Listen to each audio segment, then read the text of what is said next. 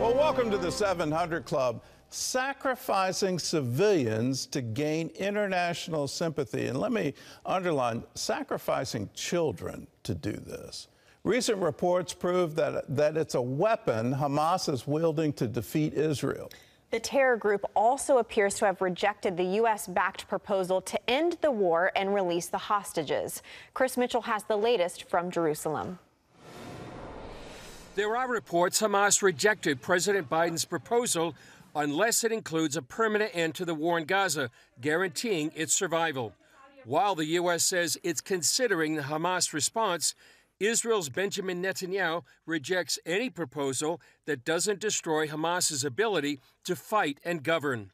A senior Israeli official Tuesday released a statement regarding the original proposal that said, in part, Israel will not end the war before achieving all its war objectives.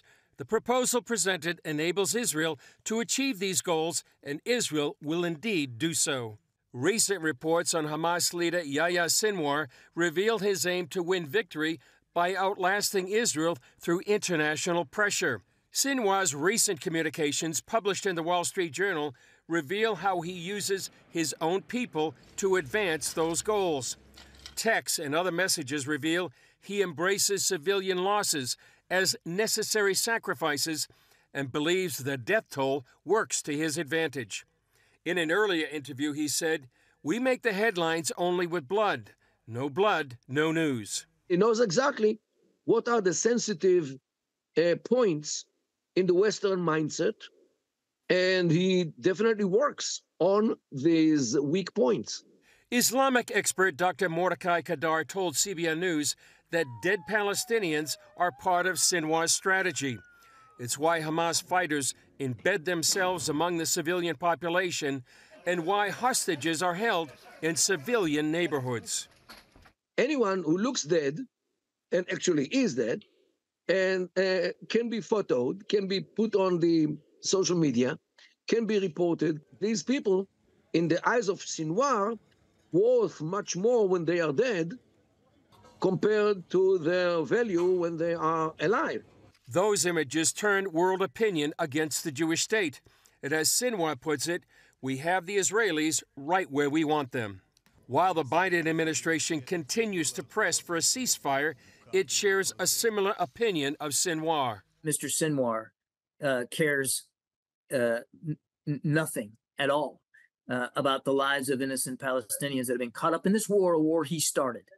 And it should surprise and shock no one that a beast like Mr. Sinwar would actually take glee in it and see advantage to it. As the attention focuses on Gaza, Israel faces a renewed threat on its northern border. Hezbollah fired a barrage of more than 150 rockets on Wednesday, as far south as the Sea of Galilee in Tiberias. This after Israel eliminated the most senior Hezbollah commander killed in the war. Chris Mitchell, CBN News, Jerusalem. Truth has been turned upside down in this, and you look at the propaganda machine coming out of Hamas, and you just shake your head. Why in the world is anyone buying it?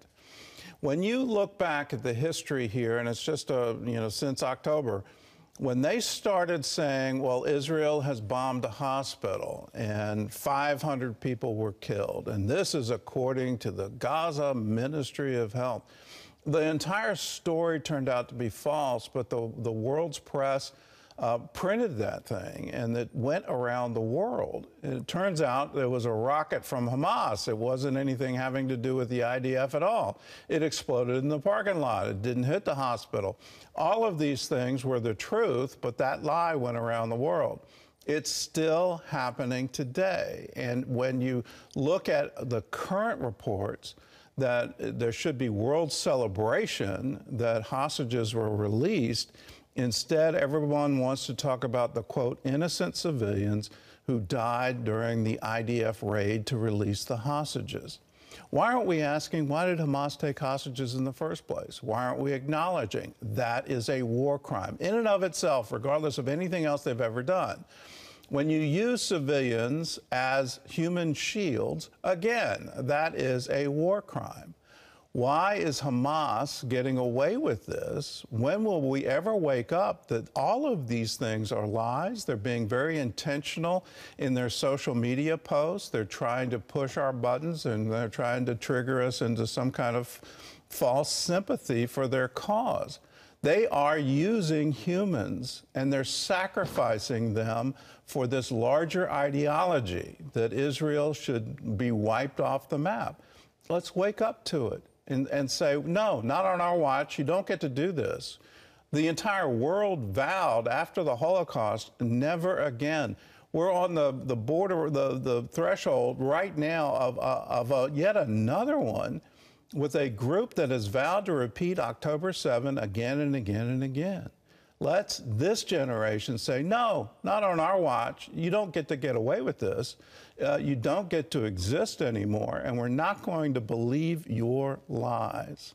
I'm not the only one that shares this. My co-host was in the middle of that piece, and she was reacting. What do you think of this current report? Well, what I said as we were chatting was, why are we negotiating with a murderer? Why are we negotiating with terrorism? Isn't that U.S. policy that we do not negotiate with terrorists? And that's exactly what it seems like we're doing. And it's really, I just shake my head. I'm like, why is this happening? It's horrific. It's really horrific. The leaders of Hamas are murderers. They're terrorists, and we're negotiating with them. And I don't think we should be doing that. That's my rare opinion that happens. That's not so rare. It's but rare anyway, when I give my opinion on these matters. I appreciate it. And yeah. Let's underline that. Why in the world are we negotiating with terrorists? It has been U.S. policy. We don't ever do that. And to not just negotiate with them, but, let's come alongside them and advance their agenda and say, okay, at the end of this, we're going to have a two-state solution. It's going to be on our terms, not on Israel's negotiated terms. We're going to reward the terrorist acts of October 7th. No, that shouldn't happen. We need to have absolute moral clarity on this. No, not on our watch. Well, in other news, the son of a sitting president, we're making history. Son of a sitting president has been convicted of 3 federal gun charges. John Jessup has more on that story from our CBN News Bureau in Washington. John? That's right, Gordon. Hunter Biden's conviction has rekindled a debate about what some call a two-tier justice system, but also about Second Amendment rights. CBN's Dale Hurd has the story. Fallout from the felony conviction of Hunter Biden highlights yet another partisan divide in the country. But perhaps the strangest outcome might be the defense of gun rights for the son of a president who wants more gun control. The jury convicted Hunter Biden of 3 felony counts related to lying about using drugs on a gun purchase form. It's the first time the child of a sitting president has been convicted of a felony. The special counsel who led the investigation, U.S. Attorney David Weiss, said even the president's son isn't above the law. This case was about the illegal choices defendant made while in the throes of addiction, his choice to lie on a government form when he bought a gun, and the choice to then possess that gun. But a columnist from the paper which broke the story about Hunter Biden's laptop that triggered the investigation told the Will Cain show that prosecutors ignored major crimes committed by the Bidens. It's a measure of accountability, but it doesn't touch anywhere near what the real crimes were on the laptop, which is the influence peddling by the Biden family, using Joe Biden with his ready involvement in cashing in millions of dollars from our adversaries overseas. House Republicans want further investigations. Today is the first step in delivering accountability for the Biden crime family. We must and we will continue as House Republicans to investigate the Biden crime family. House Oversight Chairman James Comer is calling on the Justice Department to launch an investigation based on its probe into Biden family business dealings alleging influence peddling. Shortly after his son was convicted in his federal gun trial in Delaware, President Joe Biden addressed a gun control group in Washington, calling for a ban on assault-style weapons and universal background checks for firearm purchases. Meanwhile, Hunter Biden's lawyers may argue on appeal his Second Amendment gun rights were violated, referring to laws that prohibit drug addicts from buying guns.